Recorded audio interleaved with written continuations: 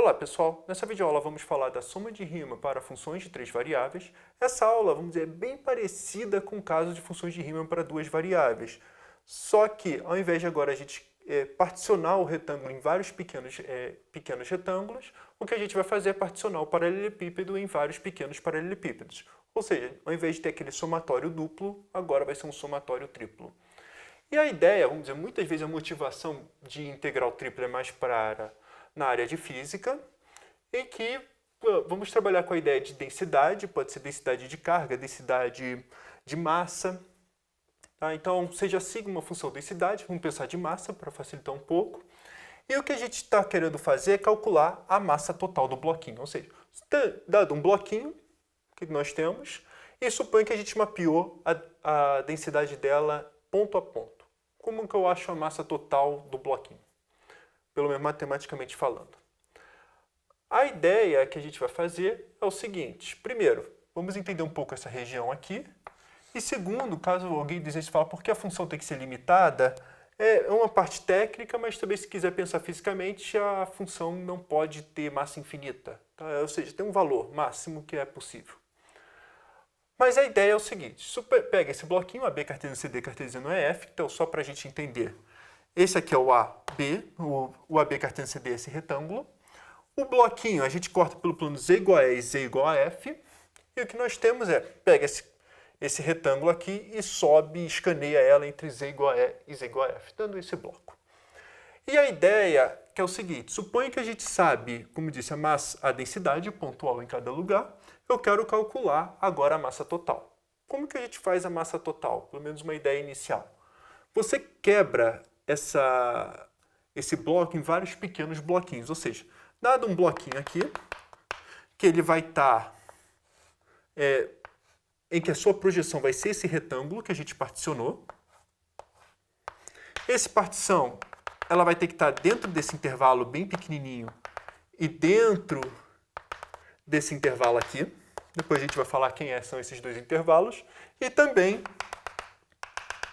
dentro desse intervalo aqui bem pequenininho. Então o que a gente vai fazer é o seguinte, a gente vai exaurir esse bloco aqui com vários pequenos bloquinhos justapostos. A gente vai supor que a densidade nesse bloquinho é suficientemente pequena, o bloquinho tem dimensão suficientemente pequena para que eu possa considerar a massa constante, ou seja, é como se eu tivesse o direito a pegar um representante aqui, que eu vou considerar sigma de um pontinho suficientemente perto, vamos chamar de CIJK, vamos dizer assim.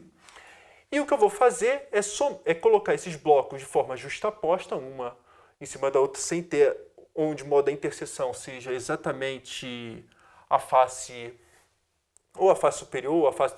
Vai colando os blocos como se fosse montar mesmo um Lego. E o que a gente vai fazer é calcular densidade vezes multiplicado pelo volume.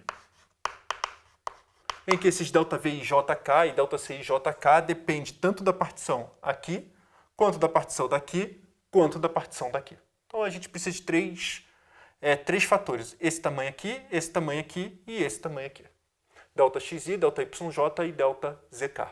Então a ideia, essencialmente, é o seguinte. Pega P1, uma partição em N pedaços, e o P2 em M pedaços. Então o que a gente está fazendo? Eu estou quebrando esse intervalo aqui em vários pequenos pedaços, esse aqui em vários pequenos pedaços, e a mesma coisa para P3, que a gente está quebrando em vários pequenos pedaços. Dentro desses pedaços, eu vou chamar... Então, vai começar do Z0, Z1, Z2, Z3, Z4, até um tal ZP. A mesma coisa para P2, que vai ser o Y0, Y1, Y2, Y3, até um YM. E a mesma coisa para X0. E o que a gente vai fazer é, essencialmente, o produto cartesiano desses bloquinhos. Então, quando a gente vai fazer o produto cartesiano desses bloquinhos, o que acontece? A gente vai trabalhar com esse CIJK, agora vai estar com esses índices. Aqui vai estar os índices XI, aqui vai estar os índices YJ, aqui vai estar os índices ZK. Na verdade, é Z1 até ZK, tudo que tem direito. E o que a gente vai fazer é uma multiplicação ΔXi, ΔYJ, ΔZK. Então, o que significa o bloquinho? Aquele bloquinho vai ter esse produto cartesiano aqui, xi menos 1 até xi, yj menos 1 até yj, zk menos 1 até zk. eu considero um representante desse bloquinho, que é o CIJK, e vou dizer arbitrário, e eu vou trabalhar com o que vai me interessar o volume do RJK, que é o ΔXi, ΔYJ, ΔZK. É a área da base vezes a altura. Então, o que a gente vai fazer com isso aqui tudo? Com esses fatores, a gente vai usar essencialmente uma soma de... vamos somar todo mundo, todos aqueles bloquinhos de forma justaposta. Então, é exatamente esse somatório que a gente está fazendo aqui. E o que acontece é o seguinte, esse somatório aqui ele vai dar a massa? Não, ele não dá uma massa, ele dá vamos dizer, uma aproximação grosseira da massa. Só que a ideia é que cada vez que eu vou refinando esse RJ aqui, esse volume aqui, cada vez que eu vou refinando a minha partição, tão pequenininho bloquinho que a gente quer, e fazer esse somatório, vamos dizer que cada vez vai ficar melhor a nossa aproximação por uma massa, por um valor que vai ser a nossa massa. Então, o que significa essa aproximação? Quando a gente vai falar do volume do RJK, a gente não vai pedir que o volume assim vai para zero a princípio. O que a gente vai pedir é que esses blocos aqui, cada uma das dimensões desse paralelepípedo vai para zero. E como cada uma dessas dimensões vai para zero, o que a gente vai pedir é que essa função aqui, se existir massa, se for integrável, como que a gente fala, né, vai convergir para um valor quando isso aqui fica tão pequeno quanto se queira. Então, ou seja, pega as dimensões, bloquinho desprezível, ou se preferir bloquinhos infinitesimais, que a gente vai chamar muitas vezes de dV. E o que a gente vai fazer é, esse somatório, ele converge para uma integral tripla, cada somatório uma integral.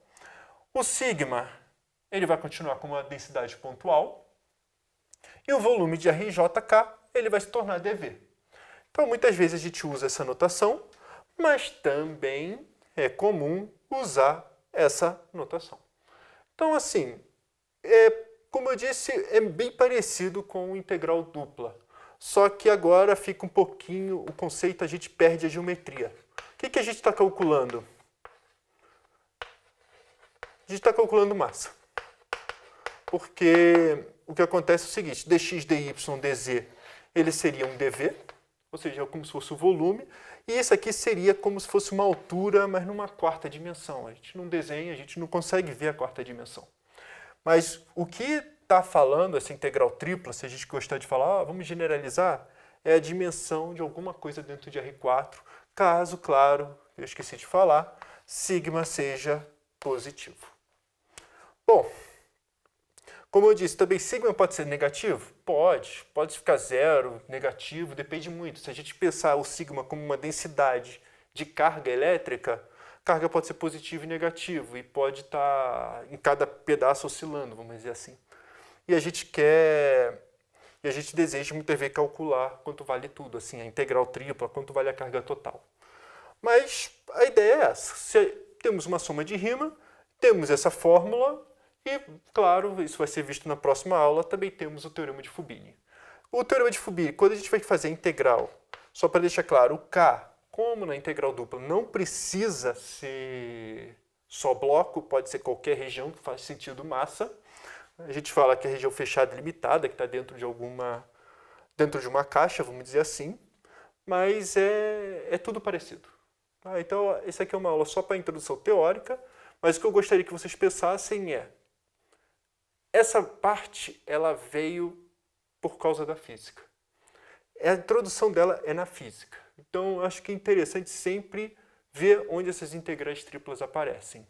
Aparecem em várias situações, mas o que a gente vai ver vai ser um conceito abstrato e o que a gente vai fazer é montar essas integrais em várias regiões e começar a entender um pouco cada passo, cada etapa da construção. E, basicamente, é isso que eu queria falar para vocês.